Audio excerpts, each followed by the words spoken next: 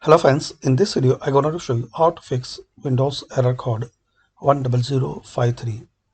So to resolve this issue, click on Start, then type CMD.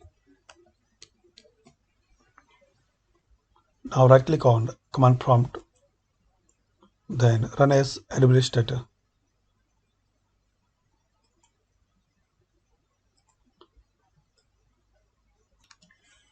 Now type ipconfig